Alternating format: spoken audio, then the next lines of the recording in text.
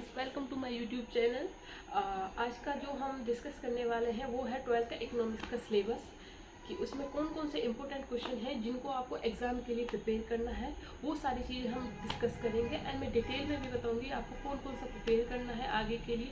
तो वो शुरू से आप प्रिपेयर करते चलिए, ठीक है दोस्तों। तो कंटिन्यू करते हैं। अब दोस्तों हम देखेंगे पार्ट बी, जो ज़्यादातर सेकंड सेमेस्टर का होता है। तो उसमें क्या क्या इंपॉर्टेंट क्वेश्चन आपके आ सकते हैं।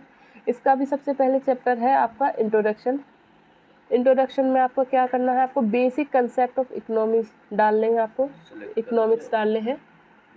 तो यह आपका सेकंड पार्ट, ये आपको सेकंड सेमेस्टर में आते हैं। इसमें भी आपका सबसे पहला चैप्टर है आपका इंट्रोडक्शन। अब इंट्रोडक्शन में आपको क्या क्या क्वेश्चन आ सकते हैं। सबसे पहले आ सकता है आपका बेसिक कंसेप्ट ऑफ इकोनॉमिक्स, ये आपको करना है। अब इसके अंदर क्या क्या क्वेश्चन बनते हैं आपको ये मैं बता देती हूँ आपको दोस्तों। इसमें आपको सबसे पहले पता होना चाहिए कि ये मैक्रो इकोनॉमिक्स क्या होते हैं, स्कोप क्या होता है मैक्रो इकोनॉमिक्स का। सबसे पहले हमने माइक्रो इकोनॉमिक्स पढ़ा था, इसमें मैक्रो रहेगा आपका। इसका स्कोप भी आपको सारा पढ़ना है। इसके साथ तीसरा क्वेश्चन जो बन सकता है इसका दोस्तों वो है importance of macro economics, types of good produce in an economy. ये आपको ज़रूर पढ़ के जाना है। इसके अंदर होता है दोस्तों final goods, final consumer goods, final producer goods, इस तरह की गुड्स आती हैं, आपको ये सारी गुड्स पढ़ के जानी है। इसके बाद और एक क्या क्वेश्चन बन सकता है, इसमें बन सकता है आपका ग्रेट डिप्रेशन, ये आपको ज़रूर पढ़ के जाना है दोस्तों, ठीक है दोस्तों। इसके बाद आपका सेकेंड चैप्टर आता है नेशनल इनकम अकाउंटिंग। इसमें आपके दो तरह के इम्पोर्टेंट क्वेश्चन बनते हैं। फर्स्ट बनता है आपका national income and it's related concept. इसमें आपको क्या पढ़ के जाना है, सॉरी दोस्तों ये रह गया हमारा। इसके बाद जो दूसरा क्वेश्चन बनता है इंट्रोडक्शन में वो बनता है हमारा investments, stock flows and circular flow of income. इससे आपको दोस्तों पता चल रहा होगा, सबसे पहले तो आपको ये पता रहनी चाहिए इन्वेस्टमेंट क्या होती है, कंपोनेंट्स ऑफ इन्वेस्टमेंट क्या होते हैं, टाइप्स ऑफ इन्वेस्टमेंट क्या होते हैं, कंसेप्ट ऑफ डेप्रिसिएशन क्या होता है, डेप्रिसिएशन रिजर्व फंड क्या होता है, इन्वेंट्री, स्टॉक, ये सारा कुछ आपको पढ़ के जाना है। इसमें सर्कुलर फ्लो ऑफ इनकम, ये सारे आपको पढ़ के जाने हैं। इसमें एक और इम्पोर्टेंट क्वेश्चन बनता है दोस्तों phases of circular flow income, ये आपको ज़रूर पढ़ के जाना है, काफ़ी इम्पोर्टेंट क्वेश्चन है। और एक और क्वेश्चन बनता है दोस्तों इसमें type of circular flow of income. इसमें आपको फिगर भी बनानी है सो दैट कि थोड़ा सा आप अच्छे से एक्सप्लेन कर पाए, ठीक है दोस्तों। इसमें सारी चीज़ें आपको ये पढ़ के जानी है, प्लीज़ नोट कर लीजिए और अपने नोट्स इसी के अकॉर्डिंग, इन्हीं इंपॉर्टेंट क्वेश्चन के अकॉर्डिंग प्रिपेयर कीजिए। और क्या बन सकता है इसमें different sector in circular flow of income in open economy, ये आप कर सकते हैं, बस इतना काफ़ी है इसमें। अब चलते हैं सेकंड चैप्टर पे, नेशनल इनकम अकाउंटिंग। इसमें अब क्या क्या इंपॉर्टेंट आपको पढ़ना है वो मैं बता देती हूँ। इसमें दो क्वेश्चन बनेंगे हमारे। अब सबसे पहले हमारा national income and it's related concept, second है method of calculating national income. सबसे पहले हम फर्स्ट क्वेश्चन देख लेते हैं। इसमें आपको क्या क्या पढ़ना है नोट कर लीजिए। सबसे पहले आपको पता होना चाहिए नेशनल इनकम क्या होती है, normal residents of a country क्या होता है, ठीक है, पर्सन और एंटिटीज़ क्या होता है, domestic territory of the country क्या होता है। ये छोटे छोटे पॉइंट है जो आपको पता होना चाहिए, ये कंसेप्ट है इसके, ठीक है, जो इससे रिलेटेड है। डोमेस्टिक इनकम क्या होती है, ठीक है दोस्तों, ये तो होगा इसके कंसेप्ट। और क्या हो सकता है, अब जितने भी आपने कंसेप्ट पढ़े उनमें डिफरेंस क्या हो सकता है ये भी आपको पता होना चाहिए। Difference between domestic income and national income, इस तरह के क्वेश्चन आ सकते हैं।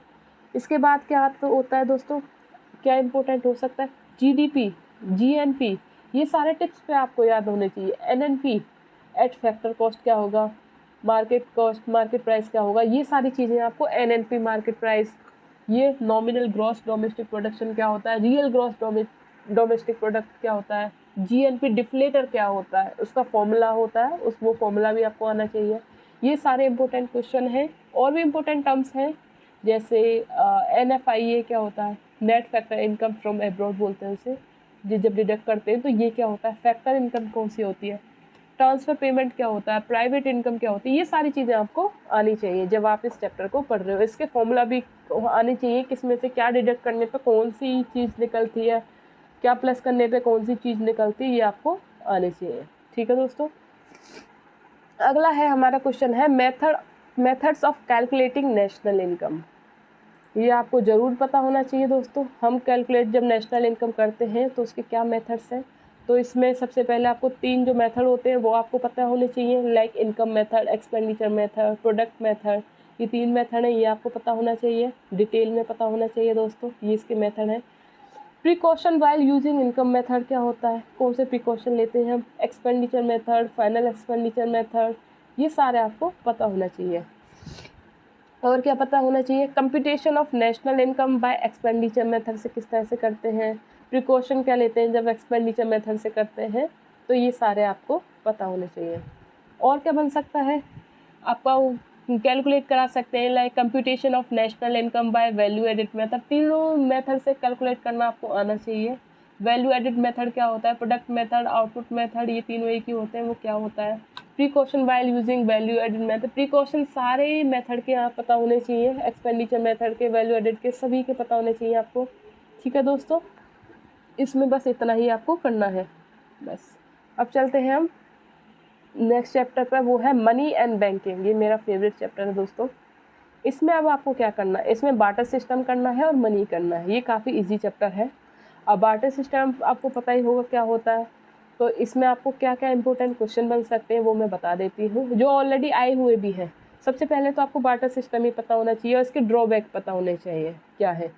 एवेल्यूशन ऑफ मनी कैसे हुआ ये पता होना चाहिए आपका, मनी क्या होता है, डेफिनेशन ऑफ मनी अलग से पता होना चाहिए, एंड इसकी क्या क्या फॉर्म्स होती है मनी की, लाइक फिएट होती है, फुल बॉडीज मनी होती है, क्रेडिट मनी होती है, और इसके फंक्शन क्या होते हैं, forms of money and function of money आपको पता होना चाहिए। ठीक है दोस्तों, और क्या कर सकते हैं, डिमांड फॉर मनी क्या होता है, एग्रीगेटेड मनी डिमांड क्या होता है, concept of supply of money क्या होता है, इंडियन मॉनेटरी सिस्टम क्या होता है, एंड और क्या हो सकता है, कंपोनेंट ऑफ मनी सप्लाई जरूर पता होना चाहिए, और लास्ट है इसका measure of money supply in India, ये आपको पता होना चाहिए। ये इंपॉर्टेंट है इसमें बार्टर सिस्टम एंड मनी में। आ जाते हैं अपने नेक्स्ट क्वेश्चन पे, commercial banks and central banks. इसमें अब आपको क्या क्या करना है, ये इंपॉर्टेंट क्वेश्चन आप नोट कर लीजिए, मैं ये बता देती हूँ। इसमें आपको सबसे पहले तो बैंक एंड कमर्शियल बैंक की फुल फॉर्म पता होनी चाहिए। ठीक है, डेफिनेशन किसकी पता होनी चाहिए, कमर्शियल बैंक की, इंडियन बैंकिंग कंपनीज एक्ट के अकॉर्डिंग क्या है ये अलग से आपको पता होना चाहिए डेफिनेशन। ठीक है, फंक्शन ऑफ कमर्शियल बैंक क्या होते हैं, ठीक है, चेकेबल डिपॉजिट क्या होते हैं, नॉन चेकेबल डिपॉजिट क्या होते हैं, मनी और credit creation bye commercial bank क्या होता है, मनी मल्टीप्लायर क्या होता है। ठीक है, और इसमें डिफरेंस क्या करना है, banking institution and financial institution, central bank क्या होता है, फंक्शन क्या होते हैं सेंट्रल बैंक के, और क्या करना है आपको, पॉलिसी भी करनी है, like credit control policy, monetary policy of central bank की करनी है। ठीक है दोस्तों, और क्या करना है आपको, डिफरेंस जरूर करना है किसमें, सेंट्रल बैंक में और कमर्शियल बैंक में। ठीक है दोस्तों, और आप छोटी छोटी चीज़ें कर सकते हैं, जैसे रेपो रेट हो गया, रिवर्स रेपो रेट हो गया, कैश रिजर्व रेशो हो गया, SLR, LRR, बैंक रेट। ठीक है, ये आपको सारी चीज़ें करके जानी है इसमें। ये हो गया हमारा थर्ड चैप्टर। अगला चैप्टर है इनकम डिटर्मिनेशन। इसमें हम देखेंगे कौन कौन से इम्पोर्टेंट क्वेश्चंस हैं। सारे इम्पोर्टेंट क्वेश्चन को हम नोट करेंगे और उसके हिसाब से ही प्रैक्टिस करेंगे। तो सबसे पहले हमारा क्वेश्चन जो बनेगा वो बनेगा aggregate demand and supply and their component. इसमें से हमको कौन कौन से क्वेश्चन करने हैं वो मैं बताती हूँ आपको। सबसे पहले तो आपको पता होना चाहिए कि डिमांड क्या होता है। ठीक है दोस्तों, उसके बाद आपको पता होना चाहिए एग्रीगेटेड डिमांड किसे कहते हैं, इसके कंपोनेंट क्या है एग्रीगेट डिमांड्स के। ठीक है, इसके बाद अगला क्वेश्चन जो बनता है उसको वो बनता है आपका aggregate supply.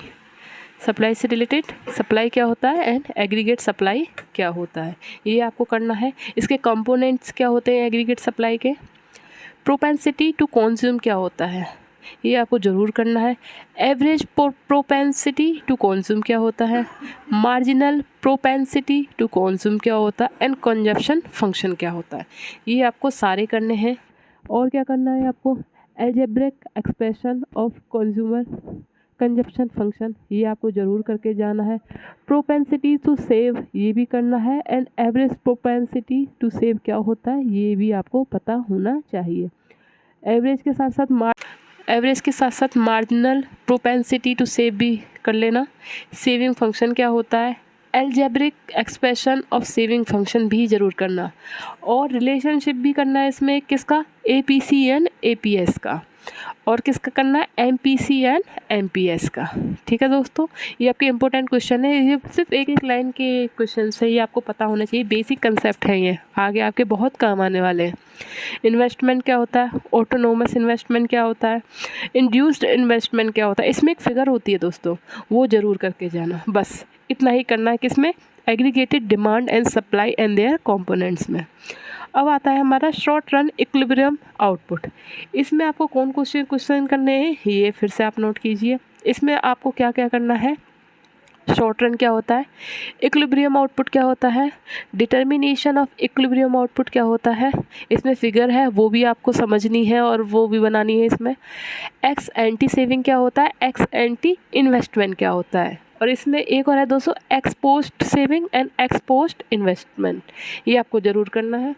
Shift in equilibrium क्या होता है, इन्वेस्टमेंट मल्टीप्लायर क्या होता है, इसमें भी आपको एक रिलेशनशिप करनी है, वो किसकी, multiplier and marginal propensity to consume, जिसे हम MPC बोलते हैं। ठीक है दोस्तों, इसमें और क्या करना है आपको, इसमें डेरिवेशन ऑफ इन्वेस्टमेंट मल्टीप्लायर, ये भी आप कर लेना इसमें। चलिए दोस्तों नेक्स्ट चैप्टर पे चलते हैं, ये हमारा problem of deficient and excess demand. इसमें आपको क्या क्या करना है, कौन कौन से क्वेश्चन इंक्लूड करने हैं। सबसे पहले तो आपको ये पता होना चाहिए फुल एम्प्लॉयमेंट इक्विलिब्रियम क्या होता है और अंडर एम्प्लॉयमेंट इक्विलिब्रियम क्या होता है। एक एक दो दो लाइन की डेफिनेशंस होती हैं दोस्तों, मीनिंग्स होता है इनका, वो आप कर लेना। फुल एम्प्लॉयमेंट क्या होता है, वॉलंटरी अनएम्प्लॉयमेंट क्या होता है, इनवॉलंटरी अनएम्प्लॉयमेंट क्या होता है, एंड डेफिशिएंट डिमांड क्या होता है। क्योंकि हम इसकी प्रॉब्लम्स है ना, जैसा चैप्टर का नेम है problems of deficient and excess demand, demand में कम होना या ज़्यादा होना, वो क्या प्रॉब्लम हो सकते हैं उसके, और क्या करना है। डिफ्लेशनरी गैप क्या होता है, इसमें फिगर है दोस्तों, उसको समझना और वो भी करनी है। And causes of deflationary gap, ये भी ज़रूर आपको करना है। और क्या करना है, problem due to deficient demand, excess demand, inflationary gap, ये आपको करना है, इसमें भी फिगर बनेंगी आपकी। कॉजेज़ ऑफ इन्फ्लेशनरी गैप, ये क्या होता है। एंड और क्या करना है, इसमें एक दो क्वेश्चन और करने हैं, जैसे problem due to excess demand, measures of correcting deficient and excess demand. इसमें कुछ पॉलिसीज़ हैं वो भी आपको करनी, जैसे फिस्कल पॉलिसी हो गया आपका, उसके कंपोनेंट भी करने हैं आपको फिस्कल पॉलिसीज़ के। मॉनेटरी पॉलिसी होगी आपकी, इसके भी कंपोनेंट्स करने हैं आपको। फिस्कल पॉलिसी के कंपोनेंट क्या होते हैं, government expenditure and taxes. And monetary policy के क्या होते हैं, क्वांटिटेटिव इंस्ट्रूमेंट और tools, bank rate, open market operation, ये सारी चीज़ें इसके अंदर आ जाती है बैंक रेट के अंदर। ठीक है, क्वालिटेटिव और क्वांटिटेटिव दो होते हैं इसके इंस्ट्रूमेंट। क्वालिटेटिव में आ जाता है marginal requirement and selective credit control, इस तरह से दो तीन होते हैं इसके, तो ये आपको सारे करने। ये दोस्तों छोटी छोटी डेफिनेशन है, इससे आपका बेसिक भी स्ट्रॉन्ग होगा और आगे आपको बहुत काम आने वाली ये चीज़ें। तो आप कोई भी क्वेश्चन आ जाए, अगर आप किसी गवर्नमेंट जॉब के लिए अप्लाई कर रहे हैं, तो ये इससे आपका बेस क्लियर हो जाएगा। तो ये आप सारा करके चलिए, आपको कोई टेंशन लेने की ज़रूरत नहीं है अगर आप ये सारा प्रिपेयर करके चलते हैं। अगला चैप्टर देख लेते हैं हमारा। अगला चैप्टर है government budget and the economy. इसमें आपका एक इम्पोर्टेंट क्वेश्चन बनेगा, concept and component of government budget. ये आपका मेन क्वेश्चन है। इसके अंदर आपको कौन कौन सी चीज़ें पढ़नी है, या आप चाहें तो अपनी बुक लेकर उसमें भी टिक करके जा सकते हैं, या फिर अपने नोट्स, जैसे मैंने कहा, नोट्स प्रिपेयर कर सकते हैं आपकी। ठीक है, इसमें एक क्वेश्चन और है, वो मैं लिख दूंगी इसमें, जो करना है आपको। ठीक है, concept and components of government budget में आपको क्या करना है, सबसे पहले तो गवर्नमेंट बजट पता होना चाहिए, इसके टाइप्स पता होने चाहिए आपको। ठीक है, ऑब्जेक्टिव क्या है गवर्नमेंट बजट के, ये पता होने चाहिए। इम्पैक्ट क्या होगा, इम्पैक्ट ऑफ बजट पता होना चाहिए। कंपोनेंट ऑफ बजट पता होना चाहिए आपको। इसके बाद आ जाती है रेवेन्यू रिसिप्ट क्या होती है, क्लासिफिकेशन क्या होती है रेवेन्यू रिसिप्ट की, रेवेन्यू एक्सपेंडिचर क्या होता है, क्लासिफिकेशन ऑफ रेवेन्यू एक्सपेंडिचर क्या होता है, कैपिटल रिसिप्ट क्या होता है, ठीक है, कैपिटल रिसिप्ट आपको पता होगा, borrowing, recovery of loan, other receipt, ये सारी चीज़ें होती हैं। कैपिटल एक्सपेंडिचर क्या होता है। ठीक है दोस्तों, ये आपको सारी चीज़ें पता होनी चाहिए। और इसमें और क्या क्वेश्चन आ सकते हैं, मेन तो यही है, बाकी पब्लिक एक्सपेंडिचर भी आप कर लेना। इसमें काफ़ी क्वेश्चन आए थे आपके दिल्ली बोर्ड में, CBSE में, तो वो सारी चीज़ें आप चाहें तो प्रीवियस क्वेश्चन भी मैं आपको एक वीडियो बना दूँगी। इसको मैं 2 वीडियो है मेरी, part 1 part 2, part 1 6 month and part 2 again 6 month, last 6 month का है। सेमेस्टर वाइज मैंने वीडियो बनाई है। अगर आप सेकंड देख रहे हैं तो पहली देख लीजिए, पहली देख रहे हैं तो आप सेकंड देख लेना, ठीक है दोस्तों। इसमें एक क्वेश्चन तो हो गया इससे रिलेटेड। दूसरा क्वेश्चन क्या बन सकता है? दूसरा बन सकता है आपका budgetary deficit and it's measures. ये आपका दूसरा क्वेश्चन बन सकता है। इसमें आपको कौन कौन से क्वेश्चन करने हैं मैं ये भी बता देती हूँ। सबसे पहले तो बजटरी डेफिसिट क्या होता है, मेजर ऑफ बजटरी क्या होता है, रेवेन्यू डेफिसिट क्या होता है, ठीक है दोस्तों। रेवेन्यू डेफिसिट के बाद इम्प्लीकेशन ऑफ रेवेन्यू डेफिसिट क्या होता है, measure to reduce revenue deficit क्या होता है, sources of financing fiscal deficit क्या हो सकता है वो आपको पता होना चाहिए। फिस्कल डेफिसिट क्या होता है, इम्प्लीकेशन ऑफ फिस्कल डेफिसिट क्या होता है, measure to reduce fiscal deficit, मतलब एक तरह के हैं, उसको मेजर्स भी बताना होना चाहिए आपको, इम्प्लीकेशंस भी पता होना चाहिए और मीनिंग भी पता होना चाहिए। इसके बाद 2-3 क्वेश्चन और बनते हैं, लाइक प्राइमरी डेफिसिट क्या हो सकता है, इसके भी इम्प्लीकेशन क्या है, इसके भी मेजर क्या है, यही है। तो क्या करा हमने, प्राइमरी डेफिसिट का meaning, implication, measure, fiscal deficit का मीनिंग, इम्प्लीकेशन एंड मेजर, और किसका करा था हमने सबसे पहले करा था हमने बजटरी डेफिसिट का, ठीक है दोस्तों। ये आपको सारी चीज़ें करनी है किसमें, इस चैप्टर में, budgetary deficit and its measure, important question है आपके 5th चैप्टर के। अब आता है दोस्तों हमारा last chapter.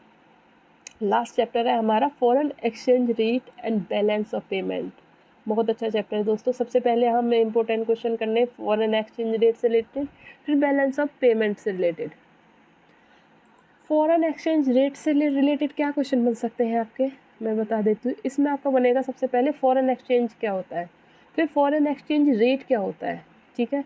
Exchange rate system क्या होता है, इसमें आपके दो काफ़ी सिस्टम है, like good standard, Brayton would system, flexible exchange rate system, ये सारी चीज़ें आपको करनी है।